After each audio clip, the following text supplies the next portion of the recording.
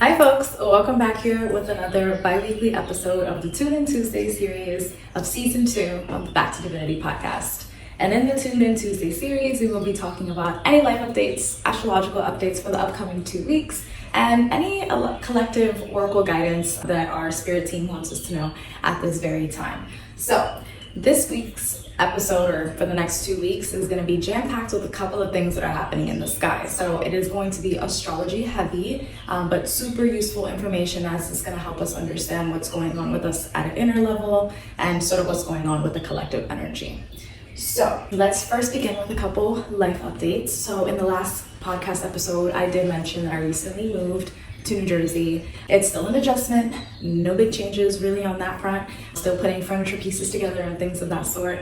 And when it comes to the new job, things are going great, settling in well. Very much a new beginning type of energy, but with that energy comes a lot of being triggered along the process in terms of, facing any self-limiting beliefs that may still be there, facing any fears, any wounding around any subconscious beliefs that again are just not working in my favor, are being triggered up at this time for me to sort of revisit in many areas of my life. So Cancer season energy has a lot of us probably feeling a little bit more sensitive, emotional at this time, but any things that are coming up for review are really just ultimately asking you to peel back some layers to then build upon sturdier foundations rather than foundations that were clearly shaky to begin with.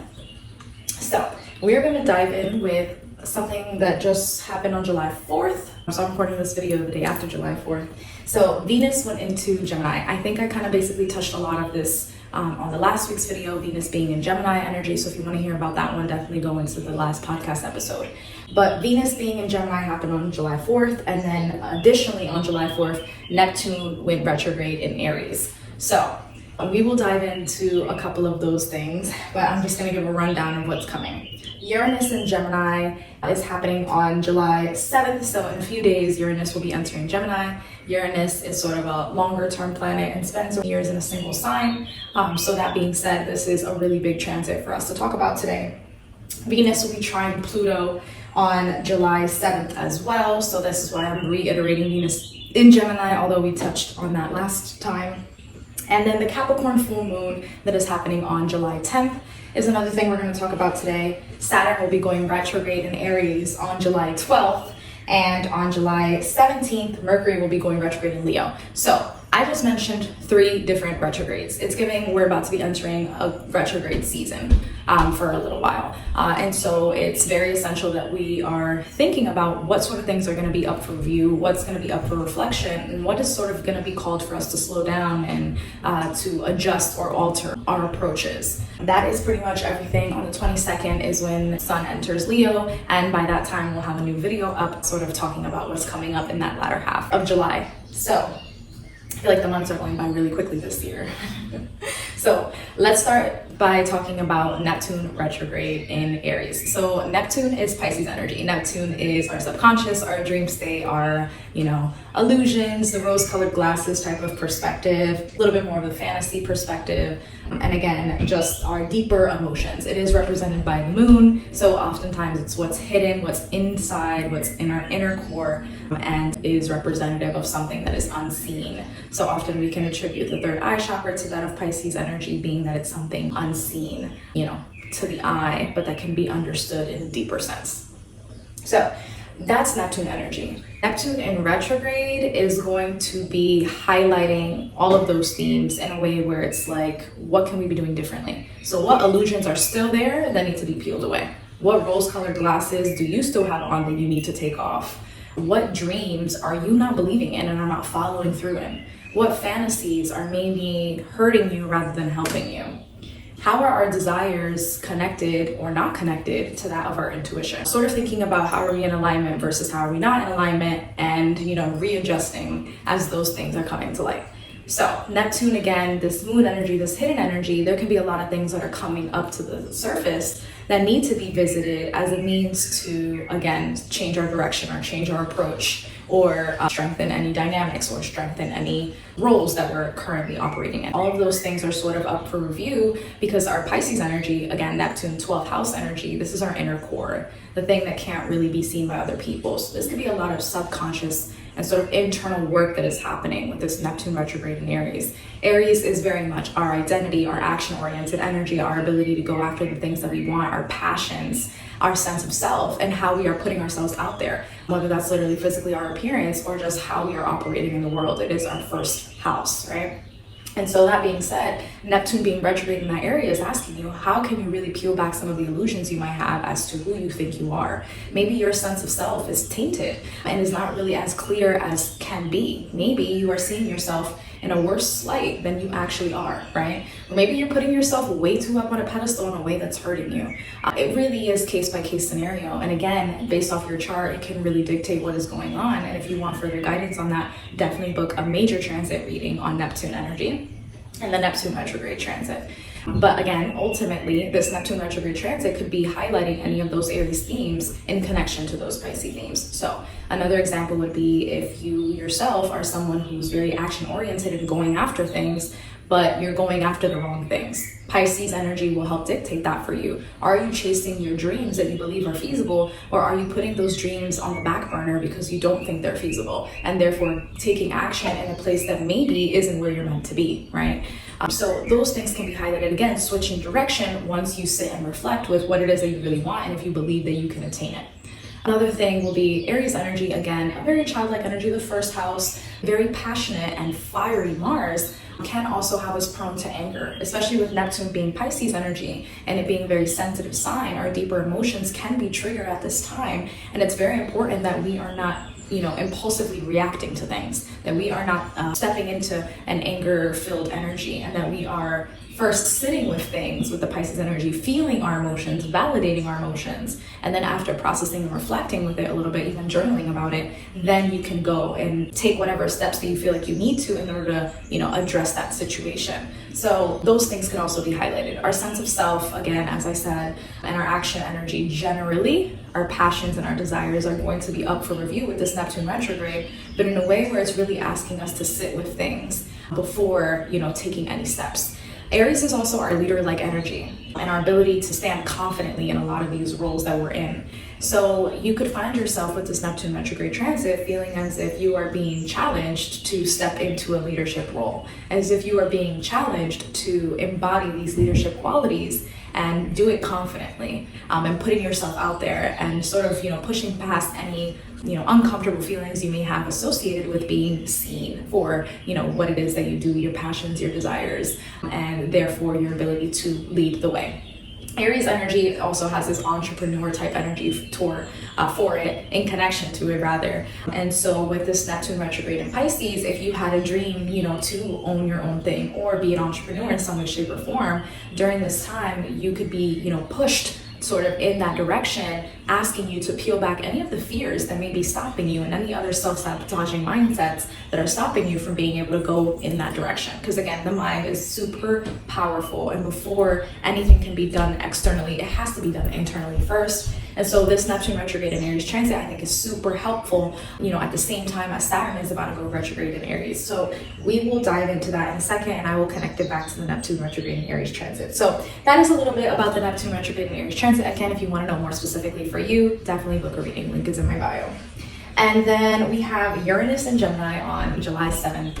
So Uranus is moving from Taurus to Gemini.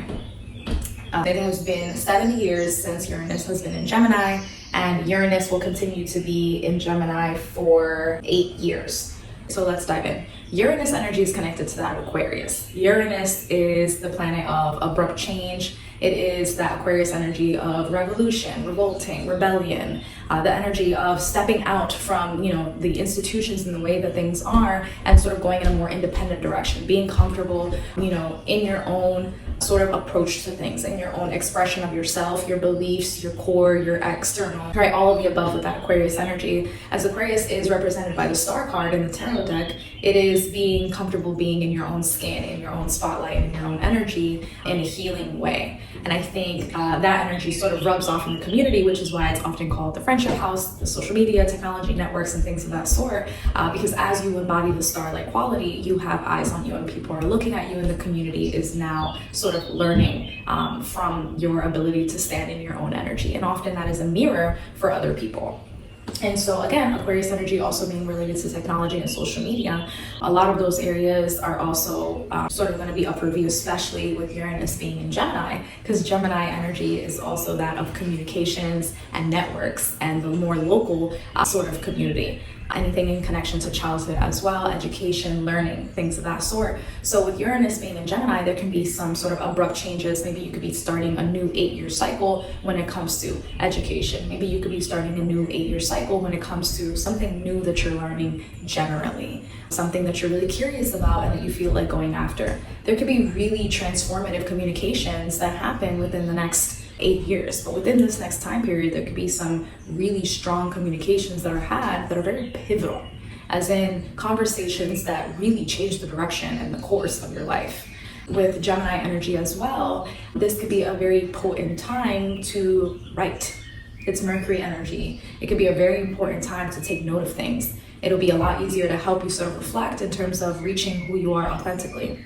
Journal about things if you need to, audio record yourself if you need to, using, again, co-creating with Gemini energies to sort of awaken that change, awaken that authenticity within yourself, and really tap into, again, who you are and who you want to be outside of, who the community wants you to be. Because the community really appreciates authenticity at the core. And so you want to embody that to then call that important externally. And another thing with Uranus being in Gemini is this energy around intelligence, the brain. Aquarius to me is a very intelligent sign. It is science and innovative and things of that sort. And then Gemini is also another intelligent sign in connection to education and, more of the basics, communication, things of that sort, writing. And so with those things in connection, there could be a lot of exploring the sciences, specifically if you are starting a new educational cycle. There could be a lot of changes within, some of your learning styles throughout this time. There could be some changes into things that you're interested in at this time and what you want to further explore. Either way, it does feel very innovative. It does feel very exciting and thrilling for the mind at this time. So treat your brain like a little bit of a sponge and, allow for yourself to soak in the things that it's feeling called to.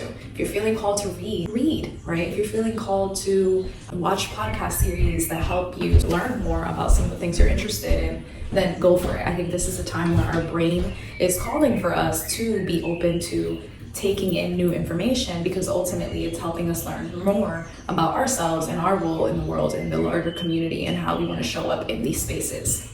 So I think all of those are very much connected at this time.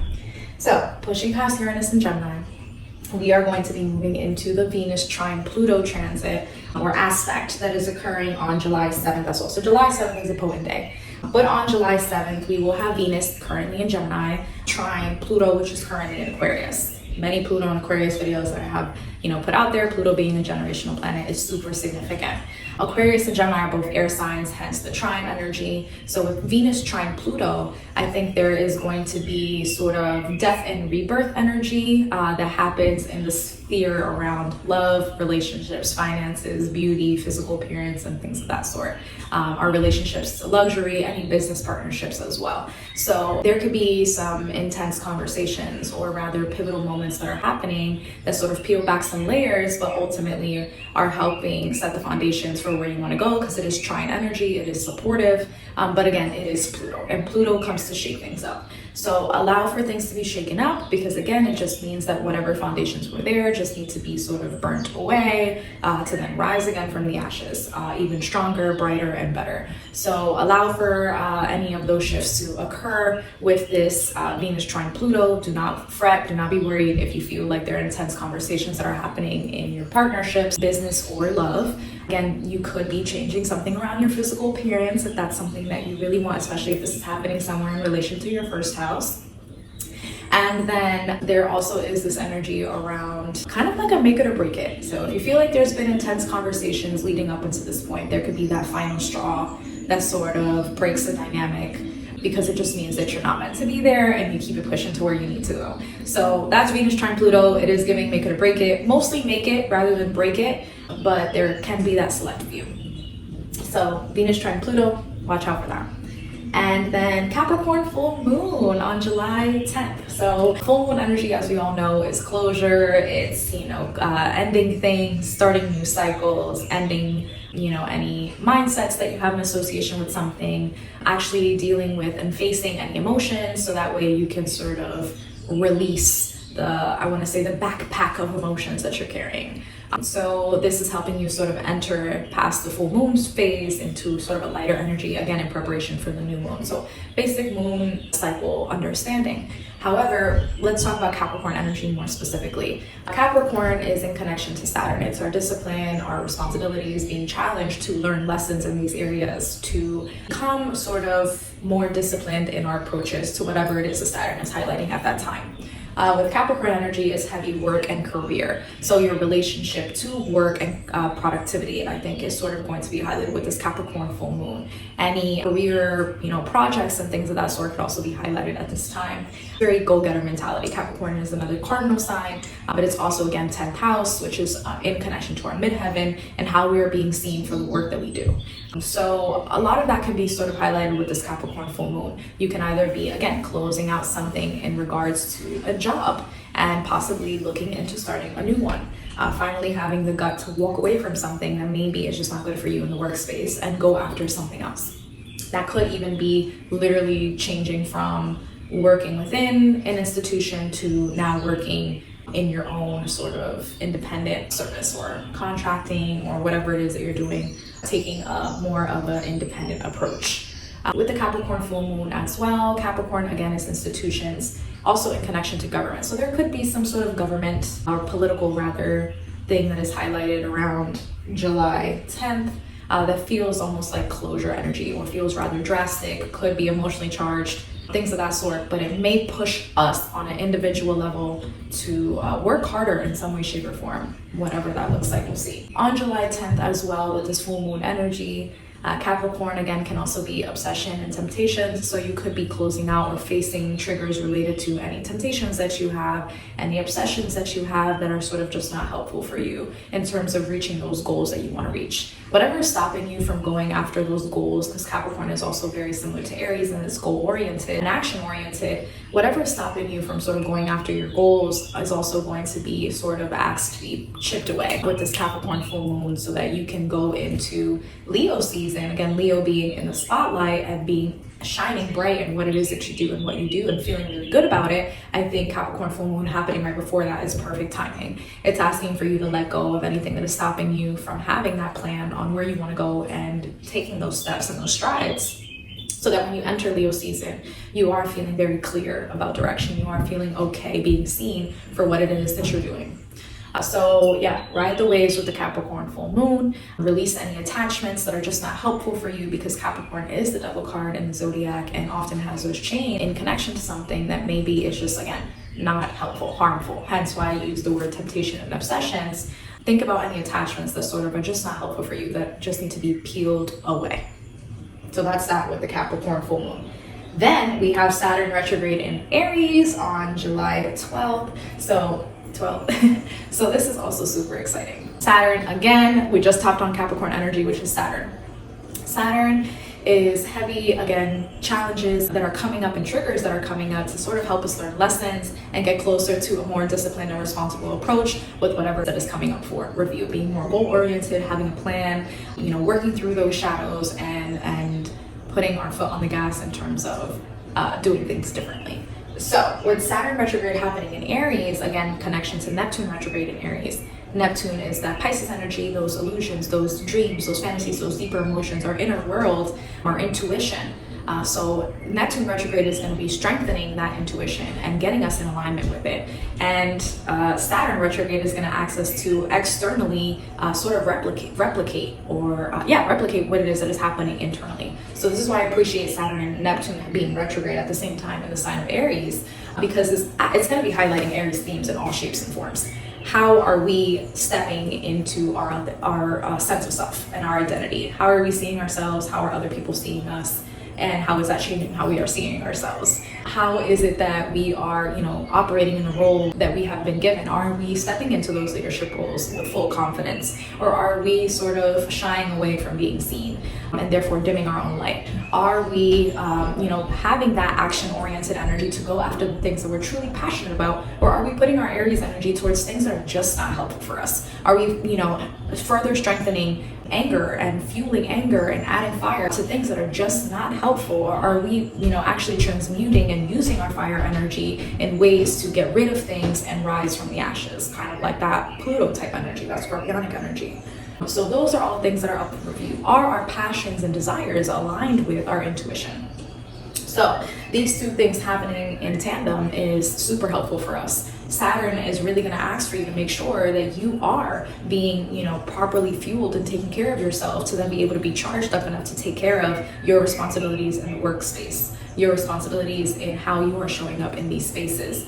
Are you taking care of yourself and your internal in a way that is allowing for you to shine externally? Are you in alignment with your passions and putting that towards, whatever goals you have? Are you being action-oriented in your approach, or are you just being impulsive? How can you work on your reactions to things that are triggering? How can you work on being less impulsive? How can you work on being comfortable with your sensitivity, but not using that as a way to excuse things? So all of those things are sort of up for review, because again, Aries can have that tantrum-like energy from time to time, and that is a result of, again, being the baby zodiac, and that being, again, the more Mars-ruled energy, and Mars is the planet of aggression, and so be wary of aggression. Saturn in Aries and Neptune in Aries, both happening in retrograde, could be triggering moments that are gonna sort of call for you to think, am I gonna respond the way that I normally have, which is more anger fueled and adding fuel to the fire, or am I going to respond differently? So those things are up for review with these transits. All in all, it's asking for you to step into more positive aspects of Aries qualities. Being passionate, going after our desires, being action-oriented, and being very confident in who we are and understanding who we are and stepping into that boldly so that people can see externally and, sort of be inspired from that energy. So think about those things with these retrograde transits. And then last but not least, we have Mercury retrograde in Leo. So one last retrograde to talk about. Mercury retrograde, the one that we all know about for the most part, and the one that sort of gets everyone a little scared. No need to be scared. Again, I did release this video on the truth about Mercury retrograde. It's not anything scary. Now, is it the most ideal time to, embark on new beginnings and sign new contracts and begin new endeavors? Not necessarily. Mercury ruling networks, contracts, paperworks, words that are either written or spoken. Gemini and Mercury also ruling the mind, our mindsets, our communication patterns, networks, messages, any of those sorts of things, education, travel, short distance travel. Mercury retrograde is sort of going to highlight some of those things. So Mercury retrograde in Leo is going to be sort of, again, asking you to revisit your mental approaches to things. How are you viewing things? What are your mindsets here? What's your relationship to being playful, silly, and goofy? Leo energy is the sun. It's the child. It's the house of creativity, excitement, joy, happiness, and just, further going towards the thing that makes us feel fulfilled, the sun, feeling bright and full of joy. So thinking about that Leo sign, and also, again, being centered, being comfortable in the spotlight with Leo energy as well. I think that with Mercury retrograde, again, it is going to be asking us something similar. How are we, not comfortable in our own skin? And how can we revisit that at this time? How can we be more comfortable, being seen by other people? How can we have sort of a better relationship to our pleasures? How can we have and make more time for, a more goofy sort of approach? Again, Mercury being communication. How is it that maybe we need to have a more playful and goofy approach to some of the conversations that we are having with other people? How are we maybe being a little too serious in a way where it's hurting us, and we rather need a more light-filled approach to these conversations that we are having with people? How is it that maybe my brain is consuming things that is just not helping me feel, pleasure and joy and peace and excitement, and is rather putting me in a more darker energy. So if you're finding yourself consuming things, TV shows or videos, podcasts, whatever it is, books or whatever, that is just not adding to the pleasure and is, adding to a darker energy, then again, not helpful. So Mercury retrograde in Leo can be sort of bringing that up as well. Any sort of themes in connection to Leo that I just mentioned around children, joy, creativity, pleasures, our ability to produce creatively. So if you have been feeling like there's some sort of writer's block or whatever, this Mercury retrograde in Leo can be helping in writer's block in terms of anything. So video block, editing block, content creator block, whatever blockage you're having to your creative output, I think this Mercury retrograde in Leo can help you peel back some of those layers and get you sort of creating again by the time the end of the transit sort of occurs. So throughout this time period, this retrograde season, again, generally it is just asking for you to step more fully into you. So very important that you are stepping boldly into who you are and using that as fuel to do the work and go after the things that are fully representative of you at your core, and therefore will allow for you to be seen. You will feel more comfortable being seen, and other people will be inspired by seeing you. So a lot of those things are sort of up for review at this time, but with the full moon and with these retrogrades, it's heavy closure energy. What is stopping you from being seen? What is stopping you from being that leader? What is stopping you from being confidently in that role? What is stopping you from being able to see who you really are? What is stopping you from you being able to show other people who you really are? A lot of those questions are sort of up for review. So now that leads us to the last bit, which is our collective oracle guidance. So I pulled, this card actually kind of flew out as I was asking about collective energy, but cleansing. I'm not surprised. Cleansing is the card that came up. It says releasing the old, energetic tune-up and new beginnings. Something within me told me, because that card just flew out, let me just ask again and see what comes up. And it was Lady of the Lake, and it was new beginnings. Something is about to happen. So funny that both of these cards say new beginnings, but following this cleansing that occurs, which is what the energy is right now. It's like this Aries energy, there's this energy around, let's do this, let's go in this direction, let's go here, let's go there. But as we are embarking in these newer energies, again, as I said in the beginning of the video, it's like we're being triggered at the same time with some of the ways in which we approach things. Are we going to let those self-sabotaging beliefs and perceptions of ourselves stop us from being able to embody these roles and new beginnings as effectively and as optimally as possible? So allow for yourself to cleanse. I released this reel the other day about going by water. Go by water. I went to the beach the other day. Get in water, get in salt water. I actually threw up. The other time that I went to a rainforest this year, I also threw up. So go nearby natural water and allow for yourself to release. Release in whatever way that looks like for you, whether that's literally from your pores, whether that's literally, crying, whatever it is that you need to do to sort of release. It's Cancer season. Emotions are coming up for the surface. We are being asked to face things. It's all happening purposely. So allow for yourself to cleanse so that you can tune up and have a lighter energy to go in towards the directions that you're meant to go, shining brighter in your authenticity, in your sense of self, without being weighed down by any wounding and scars that are just trying to leave. So let them free. All right, folks, thank you so much for listening to this Tune In Tuesday. I knew it was going to be a little bit longer as it is a jam-packed time in the planetary bodies. So if you need some guidance because the energies are about to go woo woo woo, definitely book a reading with Back to Divinity on any transits that are coming up. Alrighty, folks, thank you so much for listening to this Tune In Tuesday, and have a great one. Bye.